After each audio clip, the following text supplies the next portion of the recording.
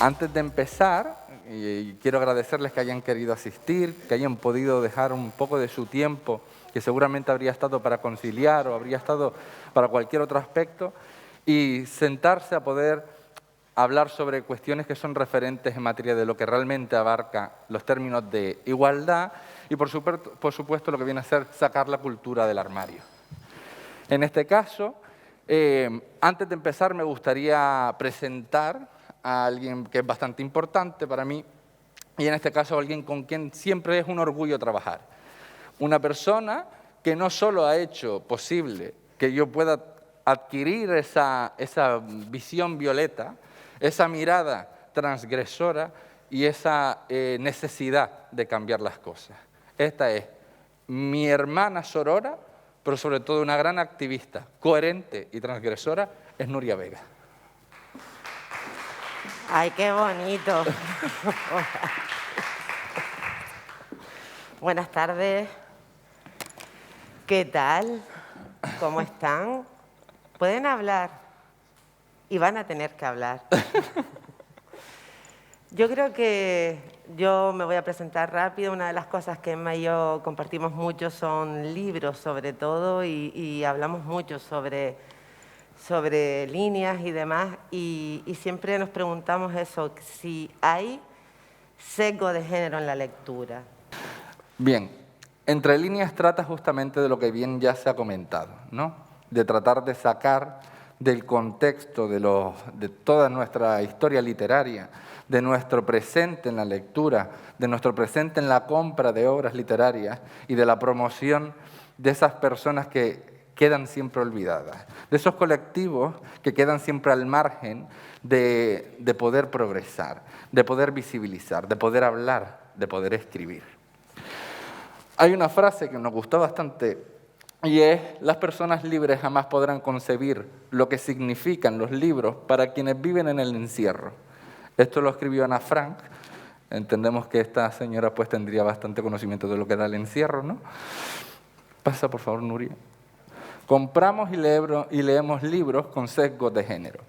Esto ocurre sin apenas darnos cuenta. Esto ocurre porque está tan sistematizada nuestra forma y nuestro hábito de concebir la lectura, la cultura, los espacios de exposición intelectual, los espacios de progresión para lo que viene a ser el poder adquirir nuevos conocimientos, está tan impregnado de ese sesgo de exclusión de género que nos olvidamos muchas veces de lo que esto conlleva, de lo que esto ha conllevado y de cómo hemos podido empezar a incluir y visibilizar a esas autoras que quedaron fuera del paradigma y de la historia literaria. Yo quiero hacer una pregunta.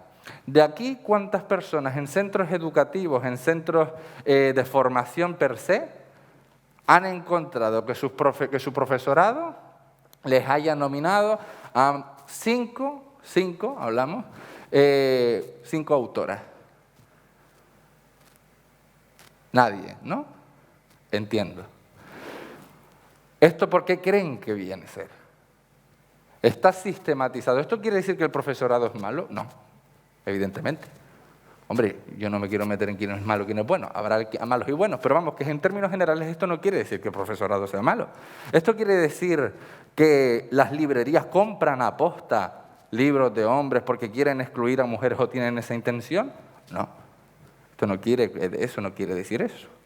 Esto quiere decir que durante nuestra historia, siempre hemos vivido a las mujeres luchando por adquirir esos derechos que nunca fueron heredados, que nunca fueron puestos a su disposición.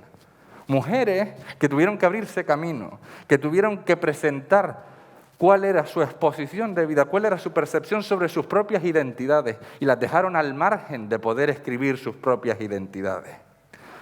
Mujeres que tuvieron que escuchar o leer cómo sus maridos tenían que poner sus nombres para la autoría, para que pudieran ver publicadas sus obras. Mujeres que, en definitiva, vieron relegada su posibilidad de escribir cuál es su presente, cuál era su pasado y cuál iba a ser su futuro, a manos de lo que fue siempre el privilegio de ciertos hombres o de la mayoría de los hombres. ¿Sigue pasando esto a día de hoy? ¿Quién cree que sí pasa a día de hoy? Vale. ¿Saben cómo se llama la escritora de Harry Potter? ¿Alguien lo puede decir en alto? ¿Cómo? J. ¿Saben por qué se llama J? Escribe sus libros con J. Porque cuando fue a publicar le recomendaron que pusiera solo lo que era lo digo hoy, Solo que era la inicial, porque si ponía que era nombre de mujer se iba a vender menos. Y esto es actual. Seguimos teniendo ese sesgo a la hora de comprar. Y sobre todo tenemos un sesgo a la hora de entender quién nos transmite el conocimiento. ¿Vale?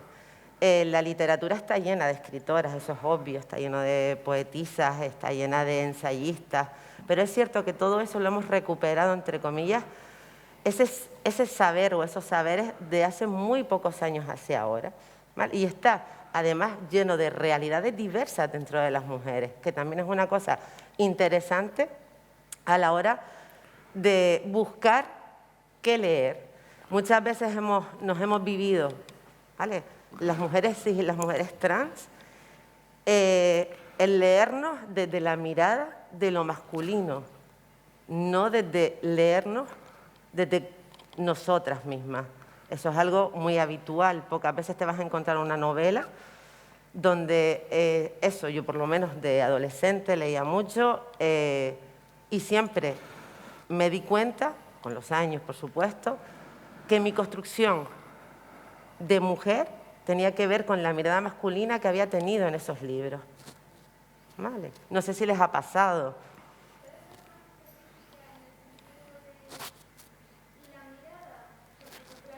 La mirada en la construcción, ¿no?, de lo masculino. Yo leía mucho y claro, siempre leía hombres. Yo recuerdo que el primer libro que cayó en mis manos de una mujer fue Mujercita.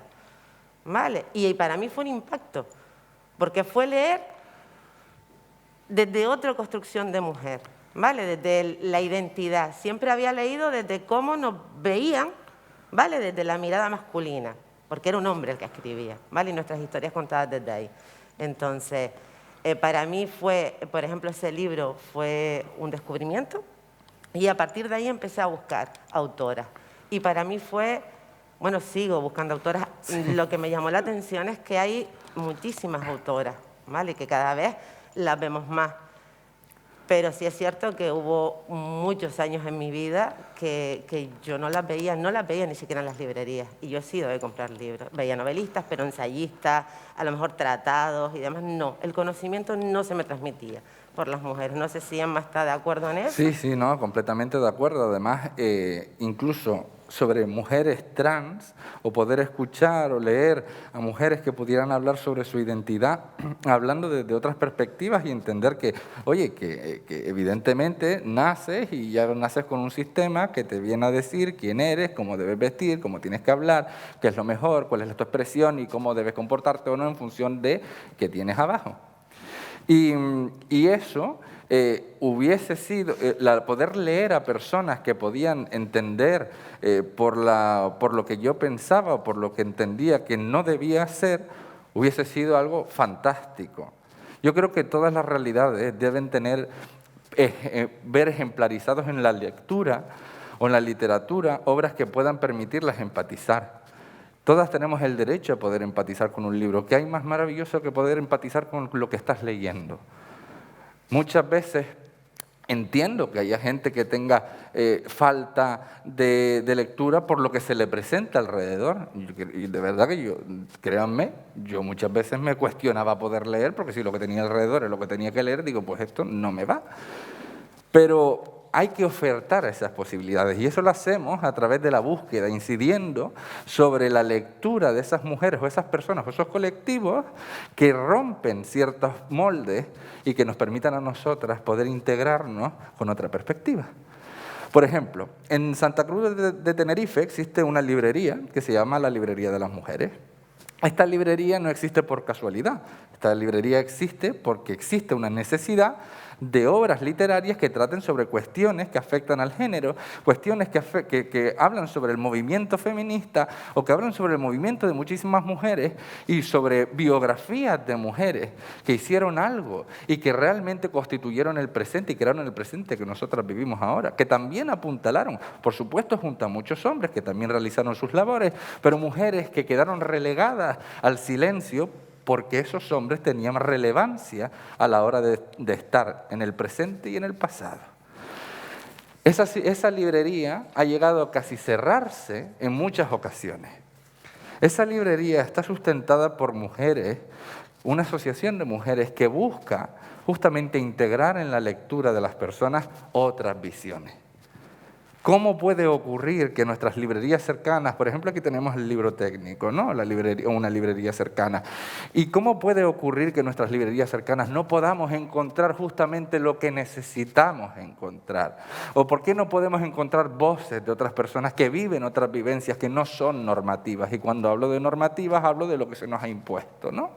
¿Cómo es posible que se siga silenciando en el derecho a leer? Por ejemplo, vamos a ver. En este año así que ha sido un poquito pandémico, ¿no? Que sigue siendo un poco pandémico, es motivo por el que no le puedo ver las caritas preciosas que todas tienen seguramente. El Nobel lo tiene Louis Gluck, ¿ok? Y el Princesa de Asturias lo obtiene Anne Carson. Llevamos 113 asignaciones de premios Nobel. ¿Cuántos premios Nobel creen que han obtenido mujeres? En literatura. En literatura. De 1 a 10, ¿quién levanta la mano? ¿Y de 1 a 15? Pues son 13. Son 13 premios Nobel en 116. En 116 premios Nobel otorgados en literatura. Siendo la mitad de la población, siendo las mujeres la mitad de la población, por lo menos por lógica porcentual, debería haber crecido un poco ¿no? Esa gran diferencia, esa gran desigualdad con concesiones de premios Nobel. Pero ahora hablemos de los premios, por ejemplo, de Princesa de Asturias, ¿no? En cuanto a, por supuesto, a la literatura. Solo 9 mujeres en 40 años de historia han sido nominadas al premio de Princesa de Asturias. Luego, no es algo que nosotras nos inventemos, no es algo que queramos difundir porque queremos asignar miedo o temor a la gente, no, en absoluto. Es una crítica constructiva. ¿Cómo es posible que mujeres como las que trataremos después no se conozcan sino en los ámbitos sociales en los que la gente quiere conocer otras realidades no normativas? O cómo no están incluidas en la educación, ¿vale? Que es otra parte, ¿no? Hay muchísimas mujeres que han construido pues la realidad que tenemos hoy. Y eso no lo estudiamos en la educación, lo estudiamos luego si nos vamos a estudios muy específicos, igual que otras realidades que han cambiado la estructura de esta sociedad, de la que nos estamos beneficiando todas las personas que estamos aquí. Entonces, ese sesgo que se mantiene y sobre todo, yo tengo que echar una baza por libro técnico, ¿eh? Sí. Porque tengo que decir que el libro técnico me ha conseguido libros de sitios que yo pensé que jamás me iban a llegar.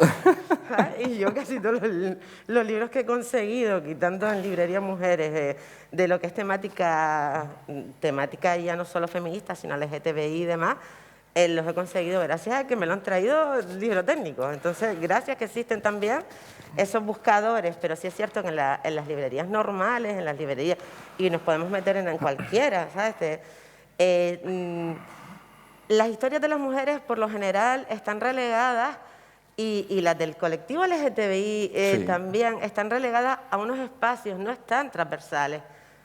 No, y cuando vas a buscar, pues eso, los bestsellers y demás, por lo general tiene que... Es una línea de novela, Entonces, sí que tenemos sesgo, ¿sabes? Y aprender a mirar desde ese sesgo para encontrar... Yo he encontrado cosas que no pensé que existían. Y he encontrado cosas de mujeres canarias, ¿sabes? Y de mujeres canarias actuales. Entonces, esa parte de esa búsqueda, ¿no? De empezar a cambiar la mirada y de intentar también recuperar esas autoras y querer, y yo querer, ¿no? Y decir, oye, queremos en la educación que se nos hable de las mujeres y de la historia, porque nos han cambiado todo esto, nos han cambiado donde estamos ahora mismo. Yo creo que es súper relevante. Sí, es cuestionarnos qué ha pasado con la mitad de la población del mundo. ¿Acaso no escribieron las mujeres antes de que surgieran los movimientos feministas? Y cómo ha afectado a la diversidad también, cómo ha afectado a... Exacto, relegándonos a posiciones muy concretas, ¿no? Es decir, en las obras literarias, en las novelas, no se van a encontrar ustedes a una transgénero calva. Eso no va a ocurrir, por lo menos de momento, ¿no? O bueno, ya veremos si se ha escrito algo, pero muy poco, residual. Eso no se lo van a encontrar. Se van a encontrar a unos estereotipos muy concretos. Y incluso esos estereotipos han tenido que ser luchados para incluirse dentro de las literaturas, porque dentro de nuestras obras, como en nuestra pintura, como cualquier movimiento literario artístico, influye la posición social y política de ese momento histórico. Siempre influye. A medida que avanzan los movimientos políticos, a medida que avanzan los movimientos sociales y a medida que se empujan reivindicaciones sociales y políticas, se van modificando nuestros entornos artísticos, literarios y de todo el resto de entornos, ¿vale? No voy a hablar de jurídico, por favor, que es una letanía. Pero sí es cierto que vemos cómo van avanzando. Y eso es una cosa bastante notoria. Y eso nos explica muchas veces incluso cómo, por ejemplo, J.K. Rowling es J.K. Rowling y no tiene nombre propio actualmente para la gente. Yo creo, pero realmente ni siquiera... Es decir, esa es la posición que tenemos, ¿no? Y eso ocurre actualmente. Ocurre también, por ejemplo, con la de 50 sombras de Grey, que por cierto... Sí, pero bueno, vale. A ver, yo por mencionar un título, ¿no? De esa señora, pues es autora y se la ha relegado a una sigla. Se la ha relegado al anonimato. Al igual que ocurrió con la saga Crepúsculo. Se la relegó a cierto anonimato.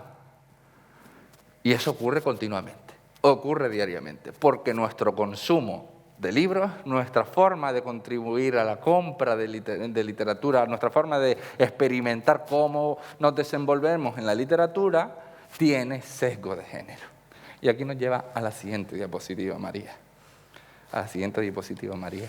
Las mujeres han gozado de menos libertad intelectual que los hijos de los esclavos atenienses. Esto lo escribe Virginia Woolf. Virginia Woolf, por ejemplo, es una gran autora que transgredió en su época a muchísimas construcciones que nosotras vivimos actualmente y que se siguen viviendo actualmente. Ustedes verán que por mucho que se vayan a otros textos u otras obras que veremos posteriormente y autoras que escribieron seguramente en los años 45, los años 60, muchas de las cosas tampoco son tan descontextualizadas. Muchos de esos malestares o muchas de esas críticas y esas reivindicaciones siguen siendo actuales, siguen siendo contemporáneas. Lo que quiere decir que hemos avanzado a lo largo del tiempo, evidentemente, porque los movimientos sociales han ido empujando, pero quiere decir que tenemos todavía mucho por hacer y en cuanto a brechas de género nos encontramos en la cultura también. Así que por eso agradecemos que podamos sacar la cultura del armario de vez en cuando, ¿no? Sí. Les leeré una frase de Virginia Woolf. Una mujer debe tener dinero y una habitación propia para poder escribir novelas.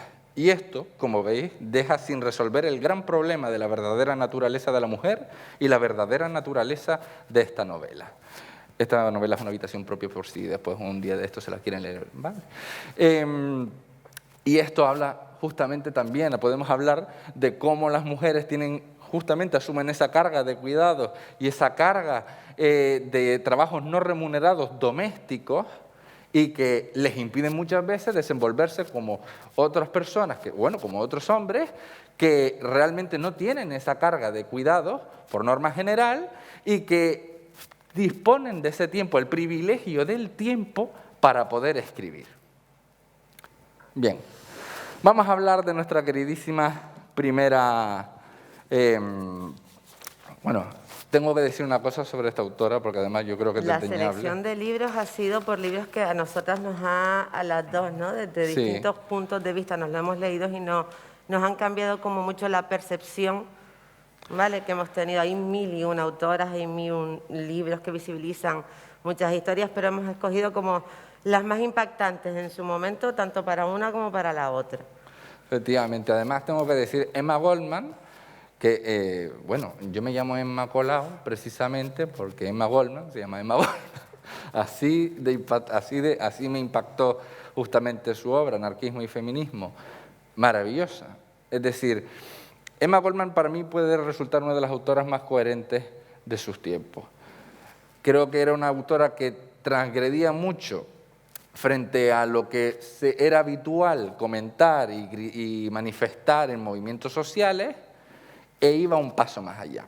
Ella nace en junio de 1869, lo que actualmente conocemos como Lituania, durante la época del Imperio Ruso, y fallece en Canadá. Pero durante el transcurso de su vida, esta señora no se estuvo quieta ni siquiera para sentarse a respirar.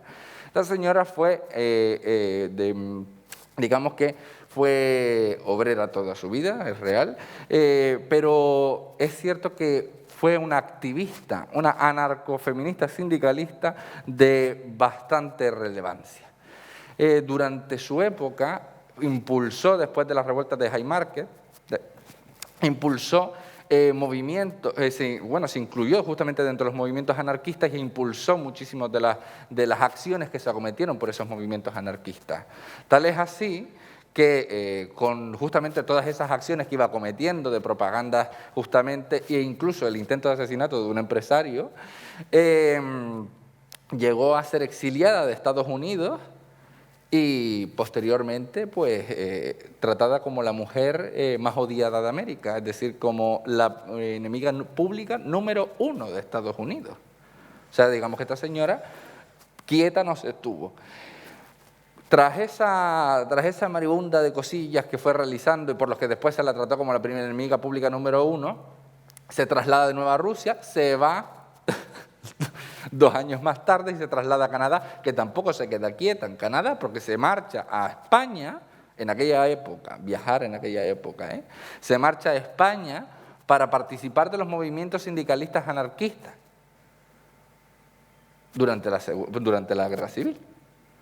O sea, mujeres que, estamos hablando de una mujer judía, de la actual Lituania que conocemos, que justamente incidió en nuestra historia española. O sea, que participó de nuestra historia. ¿Cuántas personas de aquí la conocían antes? Una personita humana. Solo una personita humana conocía a Emma Goldman y participó de nuestra historia. Pero además participó muchísimo más de nuestra historia porque a mí lo que me impactó muchísimo de lo que ella escribe es su concepto de la sexualidad.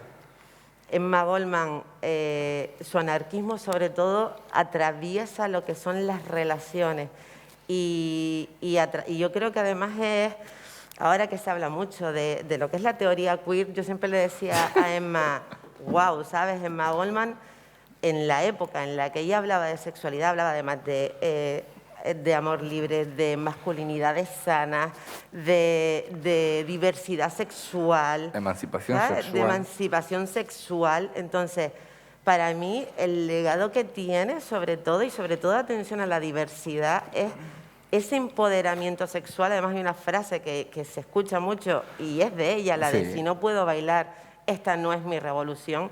Era la de la búsqueda del placer desde la anarquía, y para mí fue brutal encontrarla y leer sobre ella, y creo que es como una base y un pilar de lo que a día de hoy entendemos mucho y sobre todo entendemos en el colectivo LGTBI, que es curioso. Es verdad que hay que contextualizar siempre a las autoras en su época, ¿vale? Y se columpia siempre la gente también un poco, eso es obvio, y también aprender a decir, oye, esta es la época, de esto viene, pero sí creo que para mí su legado fundamental ha sido su visión de la sexualidad y las relaciones sexuales humanas. y además de todo De el la sentirismo, eso, y de cómo entender la coherencia y la política como algo personal. exactamente, Es decir, lo que personal es político, nace ya ella también como mucho, anarquista lo tenía muy claro. efectivamente, ¿no? Es decir, también escuchamos mucho, y esto es uno de los lemas que también se escuchan dentro del movimiento feminista, ¿no? Lo personal es político. Y Emma Goldman lo dejaba bastante claro. Además, tengo que decir que en su lectura, incluso, ¿sabes cuando también es una autora es muy coherente? Incluso cuando, atentando contra la posibilidad de no caerte bien en la lectura, tira para adelante y lo escribe. Y muchas veces, claro, leyendo justamente su obra, te quedabas como, ojo, y esto, claro, después es como comenta Nuria, tienes que contextualizarme un poco también en la época en la que lo escribió y las vivencias que tenía en aquel momento, ¿no? Por lo tanto, no vas a estar al 100% nunca de acuerdo con una autora, o si tienes la suerte, pues llámame y explícame cómo fue. Pero sí es cierto que para mí apuntaló un principio de coherencia que no tenía antes. Y eso no me había pasado leyendo nunca a otras personas. Sí, la verdad es que es una autora digna, para mí siempre ha sido digna de mención y siempre la recomiendo a todo el mundo, sobre todo por eso, porque su nivel de coherencia, independientemente de que te puedas sentir más afín o no, es como pocas, Sí, ¿sabes? poca. Poco encontrado a ese nivel. Y hace falta mucha de esa coherencia. Sí, pero era la mujer más odiada, ¿eh? Por ese nivel ¿Eh? de coherencia. También hay Sí, que sí, tenerlo sí. claro, que se lo llevó también a ser una de las personas consideradas más peligrosas en Estados Unidos. Sí, sí, bueno, a relegar, de hecho, bueno, y eso es lo que conllevó, ¿no? Vivió tan fluyentemente su activismo, vivió tan fuertemente la forma en que vivía su coherencia frente a lo que comentaba y sus acciones, que además ella dispone en todas sus obras, la relación entre pensar y actuar, que muchas veces se pierde. O sea, muchas veces vemos libros y leemos obras y decimos, oye, que sí, que es fantástico, como idea es magnífica, pero cómo meterla en acción. Y ella apuntala muy bien esa relación entre coherencia y pragmatismo. O sea, vamos a llevarlo al mismo foco. Y esto es como debe ser. Y como bien dice Nuria, eso lo llevó a ser la mujer más peligrosa de Estados Unidos, así que es un título que yo no me querría ganar, pero bueno. Seguimos, vamos a intentar ir un poquito más rápido para Sí. nombrarlas por lo menos a las que traemos. ¿Quién conoce o quién ha escuchado algo sobre Betty Friedan? Esta señora, y voy a leer un poquito porque la verdad que a mí se me va mucho con las fechas y demás, ella estudió psicología social, ¿vale? Y la tenemos que contextualizar en los años 50. Fue cofundadora de lo que es el NOW, que es una organización nacional de mujeres en Estados Unidos, y fue una activista política brutal, pero brutal. Yo voy a ir directamente a lo que es este libro, ¿vale? La mística de la feminidad, porque eso yo creo que es lo que define también quién fue Sí. Betty Friedan. Bueno, aquí tenemos una frase de ella nada más que explica un poco cómo pensaba. Esta señora resulta ser que está estudiando, tiene su segunda beca, porque además ella sacó una licenciatura y después creo que fue una cátedra en psicoanálisis, y la vuelven a becar y al final decide, porque su pareja no quiere que siga estudiando, pues que se va a casar y que, bueno, se dedica a lo que es, al final, además en esta época en Estados Unidos, a ser ama de casa, ¿vale? Ella sigue colaborando con revistas y tal, y manda artículos, y hay un artículo que le echan para atrás. Y de ahí sale este libro. Y el artículo hablaba de cómo ella se estaba dando cuenta de que todas las mujeres que estaban en su casa, ¿vale?, que venían de carrera, sobre todo estamos hablando también de posguerra, que habían estado trabajando, pero cuando todo se empieza a colocar, vuelven a ir a casa, empiezan a tener unas patologías, que las llamaba ella. Ella llamaba una cosa que me hacía, bueno, a mí me encanta la frase, que es el problema que no tiene nombre. Y el problema que no tiene nombre era ansiedad, alcoholismo, intentos de suicidio, ¿vale? Y ella decía que lo que se veía en la tele, que fue la época además donde se le dio el boom al electrodoméstico, a las lavadoras, o sea, de esas mujeres felices, ella no lo estaba viviendo en su entorno. De ahí sale este libro que para mí fue alucinante leerlo, porque lo leí no hace tanto, hace 6 años, y dije, pues las cosas no han cambiado tanto. No, además... Vale. Es cierto que Betty Friedan además fue una persona muy compleja dentro del movimiento. Políticamente incorrecta. Fue políticamente incorrecta. Por políticamente incorrecta y también porque tenemos que decir que tenía lesbofobia. Sí, correcto, fue una sí. persona con mucha lesbofobia. Eso no quita que contextualizara algo que ella, siendo lesbofóbica, a día de hoy está nombrado, Sí. ¿vale? Que es la heterodesignación. Al final, lo que ella decía, el malestar que no tiene nombre, tenía que ver con algo que era eso, el cómo te tienes que construir en expectativas, ¿vale? Y estereotipos dentro de una pareja heterosexual. Exacto. Y todo lo que depara. Además conceptualizó algo de lo que todas habremos sentido en algún momento, que son los malestares de género. O sea, apuntaló, otra persona que apuntaló, y ya verán que me gusta mucho la palabra apuntalar, apuntaló el término malestares de género, que son justamente todos esos malestares que no se corresponden con la felicidad construida que se supone que deben sentir por el hecho de asumir sus roles. Y en aquel entonces tenemos que entender que los roles de género de aquel entonces eran relegados exclusivamente al hogar, con permiso de sus maridos y relegados, por supuesto, a mantenerse en el cuidado de las personas mayores, dependientes y, por supuesto, de sus menores, de sus hijos e hijas. Y esto lo conceptualiza por primera vez Betty Friedan. Y es algo de lo que el movimiento feminista se siente muy orgullosa, de tener una autora que por fin conceptualiza esto y que permitió que muchísimas mujeres de aquella época pudieran encontrar un término que asignara lo que estaban viviendo, esas realidades, esos problemas que no tenían nombre. Lo que tiene este libro es que no está descontextualizado. Exacto. ¿Vale? Es que lo lees a día de hoy y se lo da sobre todo a mujeres heterosexuales y se sienten súper identificadas, ¿vale? Con todo lo que habla el libro. Entonces sí es cierto que hay una línea de trabajo a posteriori, porque ella tuvo mucho choque dentro de lo que fue el movimiento en sí, sobre todo tuvo el choque de eso, de es que eres lesbofóbica, esto no es lo importante, y además eres burguesa y clasista, porque estás hablando de lo que le pasa a un nivel de clase, ¿vale? Y sí es cierto que es una obra fundacional sobre lo que son los malestares de género en cuanto a adquisiciones de roles que nos pueden enfermar y que nos enferman. Y que digamos que no está, vamos a ver, no está tan descontextualizado ni siquiera esa forma de relegar fuera de lo que viene a ser la lucha feminista, aparte de las personas que están dentro del movimiento, ¿no? Por ejemplo, Betty Friedan hablaba sobre justamente que las mujeres lesbianas no eran sujeto político del feminismo, las excluía del sujeto político del feminismo. Hoy que vivimos, hoy en día no hemos escuchado, gracias a, la verdad que no es mayoritario, ¿no? Pero no hemos escuchado también voces que tratan de excluir ciertas realidades del feminismo porque el feminismo es esto, el feminismo es aquello, el feminismo es aquello.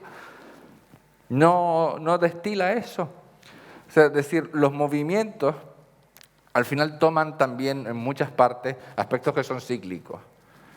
Y el hecho de definir o contextualizar ciertos aspectos, pues normalmente pues siempre quedan relegados fuera las personas, o sea, los colectivos dentro de los movimientos que son más discriminados o que ostentan menos privilegios. Y esto es algo que, por ejemplo, si es verdad que, como dijo Nuria antes hablando de Emma Goldman, pues a veces patina, y en este caso, por ejemplo, Betty Friedan patinó. O sea, patinó dejando fuera a las mujeres lesbianas y hoy en día pues se patina a veces dejando fuera a otro tipo de mujeres. Pues esta es una persona maravillosa. Esta es Audre Lorde. Yo no sé si han llegado a escuchar hablar de ella. ¿Alguien ha escuchado hablar de ella? Pues maravillosa. Además, ¿a quién de aquí le gusta la poesía? ¿No le gusta a nadie la poesía? Pues se perdió, el romanticismo se perdió, de verdad, no el romántico construido, el claro, de verdad. Pero que yo creo que también eso, asimilamos poesía con aquello que leíamos en el instituto, por lo menos yo. Y claro, encontré joyas de este tipo. No, yo no hablo de amores que se apuñalan, yo hablo de poesía de verdad. Bueno, Nuria, léenos un poco algo de Audre Lorde. Un texto de Audre Lorde, que sí, para contextualizar a esta autora, aunque hablará Emma de ella, hay un texto que a mí me encanta de ella. Ella tiene... Lo que caracteriza a Audre Lorde es que dentro de lo que viene a ser la forma técnica en la que escribía, fue capaz de expresar la ira, la indignación, y son sentimientos que normalmente no se expresaban en los poemas, precisamente por el motivo por el que ustedes no han levantado ninguno la manita para decir que les gustan los poemas, porque lo asignamos ¿a qué? A que nos amamos todas y no queremos todas, y eso es mentira. No todas nos amamos, eso es mentira. Entonces, Audre Lorde expresaba esa ira, esa indignación, ¿no? Y además fue muy potente, porque estamos hablando de una mujer activista por los derechos civiles, feminista, lesbiana, que yo creo que le hubiese dado un high a Betty Friedan, lesbiana, y que además aplicó sus propias vivencias. Fíjense ustedes que ella pasó por un propio cáncer de mama y que justamente por su vivencia escribió lo que fue posteriormente Diarios de un cáncer. Y hablaba justamente de esos sentimientos, desde la indignación, desde la rabia, desde la expresión emocional. Y eso está yo creo que eso está muy chulo. Además, es una autora que dio un golpe no, a ver, hay muchas, pero sí como poeta y fue una gran activista, puso sobre la mesa también esa parte que también, o que tampoco se ha descontextualizado de cómo nos leemos, ¿no? Y poner la parte racial y la parte lesbiana fue para mí el gran legado que dejó, porque hizo tomar tierra a muchos niveles. Esto es un texto de ella que a mí me encanta porque como que me define, ¿sabes? También hay que tomar tierra en algunos movimientos y ella lo hizo en este. Como mujeres, algunos de nuestros problemas son comunes, otros no. Vosotras, las blancas, teméis que al crecer vuestros hijos varones se sumen al patriarcado y testifiquen contra vosotras. Nosotras, en cambio, tememos que a los nuestros los saquen de un coche y le disparen a bocajarro en plena calle mientras vosotras dais la espalda a las razones por las que están muriendo. Esta autora, no tenía pelos en la además, lengua. es poeta, ella lo expresa todo a través de la poesía. Y a mí me pasó eso, que nunca había visto poesía sobre derechos. Sí. ¿Sabes? Y ella es expresión emocional pura y dura y llega muy bien quizás por eso. Yo creo que es alguien... Además que era una persona muy contundente, es decir, no estamos hablando de una persona que para decirte la Casa Roja te decía que si era morada, que si estaba en la esquina de San Bernardo y que tenías que dar tres vueltas a la glorieta. No, era una persona que si estaban recto, iban recto. Y además comentaba las cosas con bastante contundencia. ¿Sabías que era Audre Lorde antes de saber que el libro era de ella?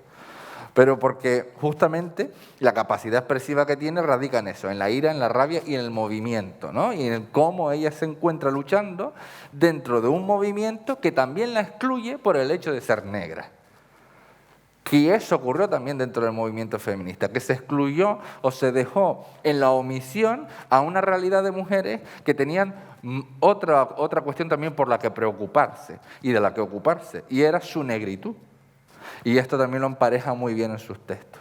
Por eso yo creo que, oye, pues está muy bien. Es un referente también, para mí, eso, de los pilares de la interseccionalidad y de tomar tierra y de eso, se nos olvidan las realidades, tenemos que tomar tierra. Exacto. ¿Sabes? Como, y además ella es muy amable de leer por eso, porque además es poesía, es como una manera nueva de leer sobre... Sí, porque al final nos metemos a veces unas turras con ensayos o historias y esto es...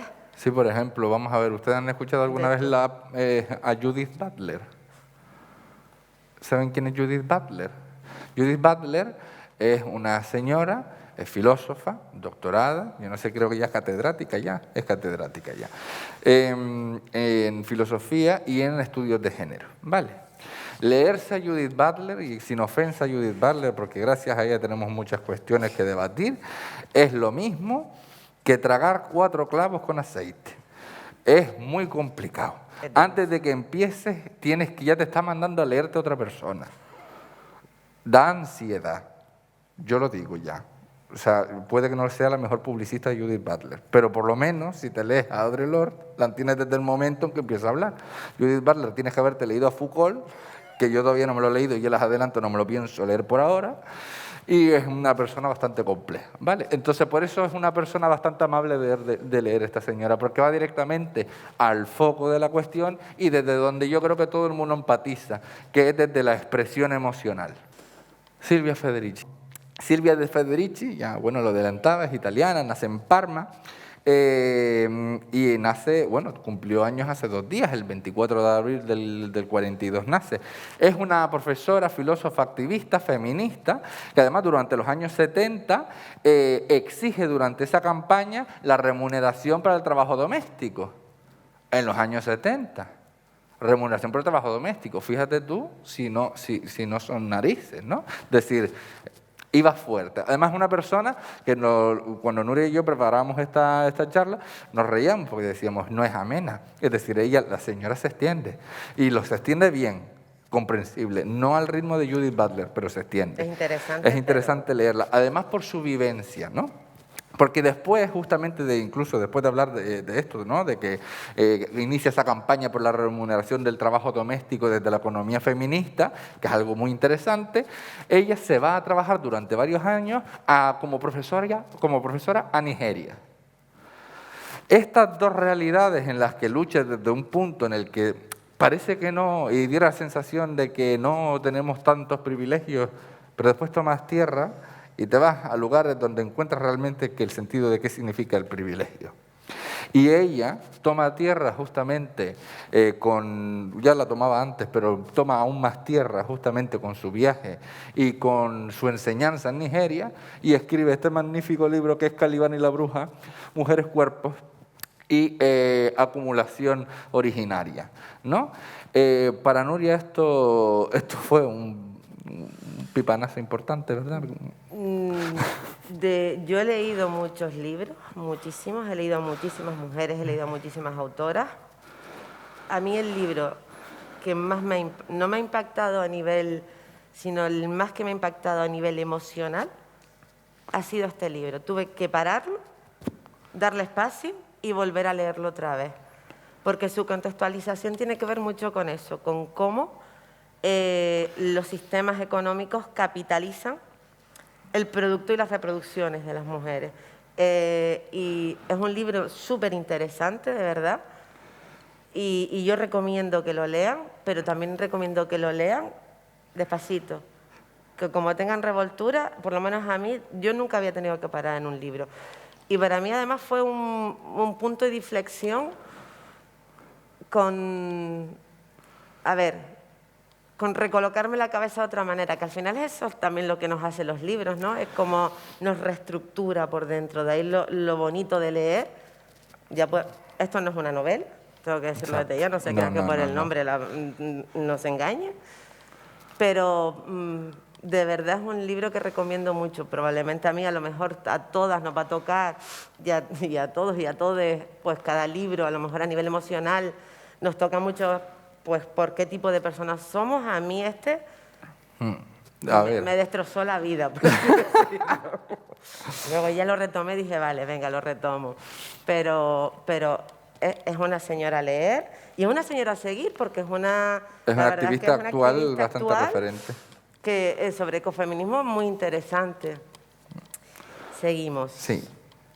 Vale, aquí yo me quiero parar, ¿vale? Y aquí me voy a parar y voy a explicar por qué. Como persona que no tiene vagina, ¿vale? A mí me impactó. Esto está mejor. Vamos a ver, las dos son noruegas, ¿vale?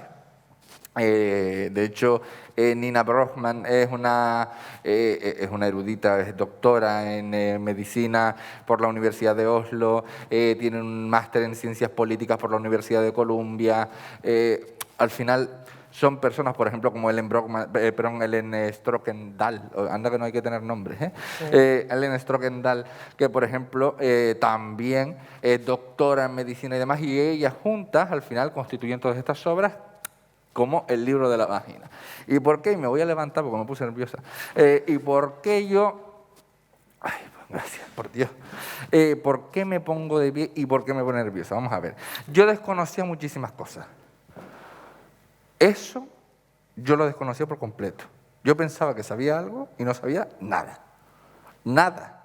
Es decir, desde los puntos erógenos, desde las construcciones sobre lo que viene a ser la vagina que son falsas, sobre los dolores, sobre las menstruaciones, sobre justamente los flujos, sobre las terminaciones nerviosas en lo que viene a ser el clítoris, la enormidad del clítoris, que eso lo desconocía. Es decir, muchas cuestiones que, claro, a mí cuando me habla a lo mejor alguna amiga o algún amigo que tenga vagina y digo, no hables conmigo, le receto esto. Yo receto este manual, está mejor escrito, se nota que está escrito por nórdico, está mejor escrito que el manual de Ikea. ¿Vale? Las instrucciones son mucho más válidas y están mucho más preparadas estas dos señoras. Ahí las tiene, tan simpáticas. Y todo lo que me dejaron a mí leer y todo lo que me dejaron a mí enseñar. A mí, como persona sin vagina, me significó un estruendo mental sobre lo que yo entendía y me di cuenta de una cuestión bastante importante y es cuánta, y perdón, me lo van a permitir, cuánta coñofobia hay en nuestro mundo. Pero cuánta coñofobia. Hay fobia a las personas con coño. Y existe desde la biomédica, existe desde cómo conceptualizamos qué es la regla, existe de cómo conceptualizamos quiénes son las personas que tienen vagina y cómo cambian o no sus hormonas en función de si tienen vagina o no. Existe desde cómo construimos sobre la genitalidad. Y me dejó entrever mucho más que existe violencias derivadas del sexo. Y mira que no me hablaron de la violencia sexual, o sea, me hablaron justamente de qué. Me lo dejó tan claro que me di cuenta que de cómo vivimos la sexualidad y la realidad de los sexos y la genitalidad en nuestro día a día y cómo vivimos esa violencia y la normalizamos. ¿Y tú como persona con vagina cómo lo viviste? Bueno, yo de entrada es que lo compré. Yo vi la carátula y dije, yo este libro lo quiero. Yo como persona con vagina, además de por a lo que me he dedicado, que ha sido educación sexual muchísimo tiempo, siempre lo que es... Ella habla de la coñofobia, yo también hablo de cómo no conocemos las personas con vagina en nuestro cuerpo, ¿vale? Porque, entre comillas, nunca nos han educado a conocerlo. Entonces, yo he ido adquiriendo esa experiencia también de ese trabajo con personas con vagina y de que no saben, ¿sabes?, cómo funciona. Y sobre todo también con peques, trabajando lo que es la parte de la menarquía, las primeras menstruaciones, de decir, nadie sabe cómo funciona esto realmente. Entonces, para mí este libro, además de que es súper simple, tiene muchísima información, debería ser de lectura obligatoria. En centros educativos, además. Yo he revisado los currículums escolares de la parte de ciencias y biología. Y si ves lo que hay en los libritos de texto sobre educación, de cómo funcionan los cuerpos, ya ni te cuento de que de vaginas, vamos, hablarse poco o nada. ¿Vale? ¿Y de lo que ¿Cómo se es habla? posible? Pues sí, sigue siendo posible. Sigue siendo posible. Este libro debería ser obligatorio, pero para que lo tuvieran leído todo el mundo a los 13, 14 años. ¿Sabes? No un tema de... lo descubro cuando tengo 20 o cuando tengo 30. No. Esto es un manual de cómo funcionamos, de quitarnos miedos, de quitarnos tabúes. Con la menstruación siguen habiendo 88.000 tabúes. Pero para personas con y sin vagina en la lectura, Sí, estamos hablando. No, de hecho es un libro que yo lo tengo y yo tengo mucha biblioteca de préstamo. En plan, yo me cojo cosas para que la gente, y este es el típico libro que se lleva, pero todo el mundo. Además me lo recetó ella. Hay que leerlo porque realmente no sabemos cómo funcionamos, ¿vale? Y es verdad que lo toca desde una parte muy fisiológica y explica muy bien las cosas. A mí me parece encima que es muy clarito, es como eso, como el manual de Ikea, pues.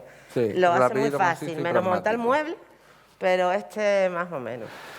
Los próximos lo vamos a hacer rapidito porque nos avisaron Sí, ya de vamos. que la cuestión... Los próximos son fáciles. Además de en este caso, la autoría, ¿vale?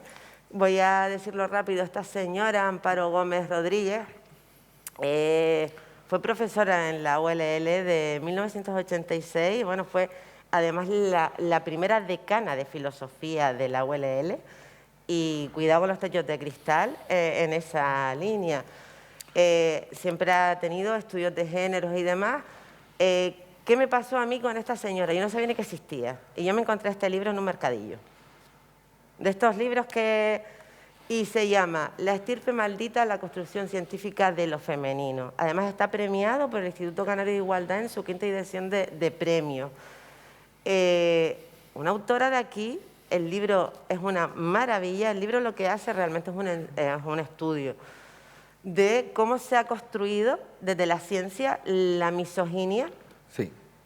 ¿Vale? Porque muchas veces hablamos de esa violencia y de esa invisibilidad que hablábamos ahora de las autoras, es que viene desde un lado, viene desde la religión o viene de tal... No, de cómo se construye desde la ciencia, que al final es nuestro pensamiento crítico y desde donde nosotros entendemos la autoridad. Este libro es una joya y es una joya canaria.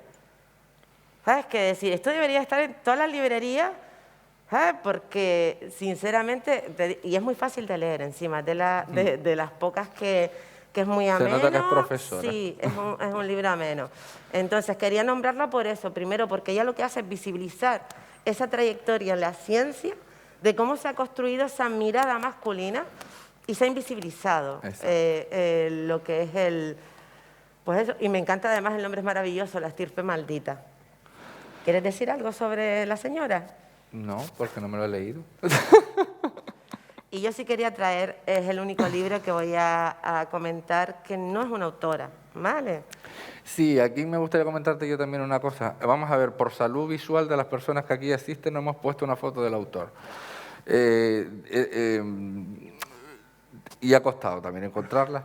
Entonces, yo les recomiendo... Además, evitaron, y ahí tiene Nuria la prueba, evitaron poner también... Este es el libro. Evitaron poner la foto del autor también dentro, entre lo cual refuerza mi teoría. Esta es otra edición del libro, ¿vale? ¿Por qué quise...? Y le comenté además porque me parecía bastante interesante, ¿vale?